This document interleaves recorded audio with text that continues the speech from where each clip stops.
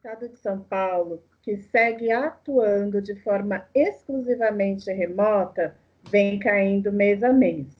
Entre os motivos para o retorno presencial, destacam-se a necessidade de manter a cultura da empresa e questões ligadas à produtividade dos trabalhadores. Mas o que pode e o que não pode nessa volta ao trabalho? Para falar sobre esse assunto, nós vamos conversar com a Fernanda Garcês, que é sócia da AB Giovannini Advogados e responsável pela área trabalhista do escritório. Fernanda, muito obrigada por nos atender. Imagina, eu que agradeço, é um prazer estar aqui com vocês. Fernanda, com esse retorno ao trabalho presencial, como que as empresas elas devem se preparar? O que elas devem garantir para o funcionário quando ele retorna ao trabalho presencial? Na realidade, Gladys, a empresa ela tem como obrigação, né, manter um ambiente de trabalho seguro para os seus profissionais, né? Então, as empresas elas devem fazer todo um processo de adaptação aí a essa nova realidade da pandemia, né? E devem assegurar aí algumas medidas de segurança especiais para esse momento. Então, a gente recomenda que essas empresas elas façam efetivamente aí um estudo com as suas áreas de medicina e segurança do trabalho para adaptar o ambiente de trabalho de forma adequada a afastar aí a disseminação do vírus, né? Entendo, mas ela tem que oferecer álcool em gel, máscara, isso é obrigação da empresa ou é obrigação do trabalhador levar isso para o ambiente de trabalho? Não, é obrigação da empresa. Então, a empresa, por exemplo, uma das medidas que a empresa pode adotar é o fornecimento de máscaras, né? Tem que observar a periodicidade, não dá para o empregado ficar com uma máscara durante o dia todo. Então, ela tem que fornecer o número de máscaras suficientes para que a máscara tenha uma proteção efetiva, ela tem que disponibilizar álcool gel, ela tem que assegurar aí o distanciamento mínimo, né? Previsto ali pelos órgãos de saúde. Então, todas essas medidas são obrigação das empresas, né? E, Fernanda, o trabalhador ele pode se recusar a voltar ao trabalho presencial se a pessoa ela é do grupo de risco ou se ela mora com alguém do grupo de risco, ela tem essa permissão? Não, na realidade, o empregado ele não pode se recusar ao retorno ao trabalho, porque senão, efetivamente, ele pode, inclusive, sofrer punições por isso, né? A gente não pode esquecer que a gente tem aí, inclusive, a justa causa como uma penalidade máxima em casos como esse, né? Então, não existe nenhuma lei que obrigue a empresa a manter esses empregados em trabalho remoto, é uma discricionariedade na adoção de medidas para evitar a disseminação do vírus, né?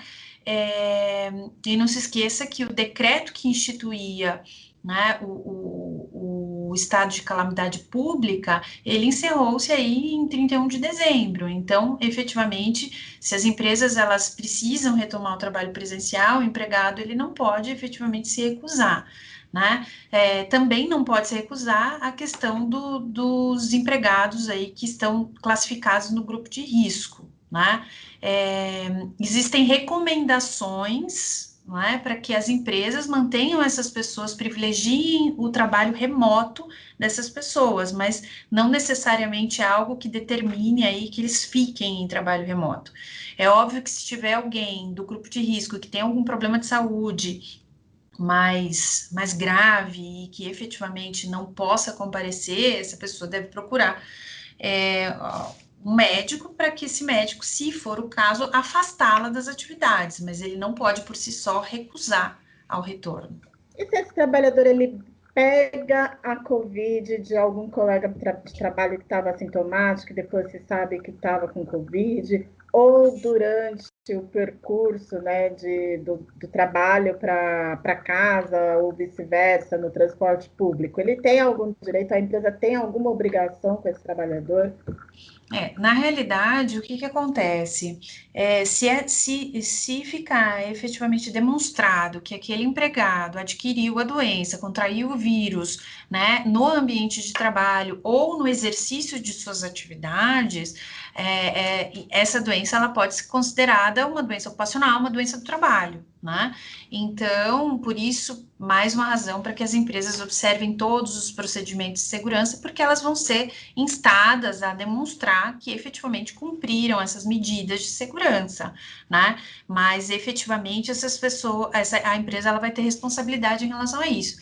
E a gente não pode esquecer que os acidentes de trajeto, né, eles acontecem justamente no deslocamento residência-trabalho. E se a pessoa contrair o vírus nesse deslocamento, né, em razão do ônibus lotado, isso também pode ser considerado acidente do trabalho. Muitas empresas, por exemplo, estão fazendo com que os empregados estão fornecendo transporte para os empregados, para que os empregados deixem de pegar transporte público. Então, é uma medida efetiva para assegurar isso. Não é obrigatório, mas há algumas empresas fazendo isso para minimizar esse risco da pessoa contrair, do trabalhador contrair esse vírus no deslocamento residência-trabalho. E agora, para terminar, Fernanda, a gente está vendo aí as vacinas chegando, ainda que de forma lenta, mas chegando. A empresa ela pode exigir, quando a vacina chegar para determinada faixa etária, que o trabalhador ele tome essa vacina? Essa é uma questão bem interessante, né? Porque efetivamente a empresa, ela, óbvio que ela pode, ela deve, né, recomendar que os empregados tomem a vacina, ela pode e deve conscientizar o empregado que ele tome a vacina, né? E também pode, de certa forma, restringir aí o contato, o trabalho presencial para aqueles que não estiverem imunizados. Mas assim, é difícil. A empresa ela não tem esse mecanismos para exigir que aquele profissional tome ou não a vacina, né? Não tem essa tamanha ingerência na vida privada do empregado, né? Mas então essa exigência, né? Ela fica um pouco comprometida, né? Óbvio que essas pessoas elas podem ser dispensadas, né? Isso é sempre uma possibilidade, sem justa causa. Mas aplicar, por exemplo, uma justa causa no empregado que se recusou a vacinar, eu acho bastante complicado, né? Aplicar esse tipo de penalidade. Ok, Fernanda, muito obrigada por nos atender e até a próxima. Imagina, Gladys, foi um prazer estar aqui com vocês na Gazeta de São Paulo.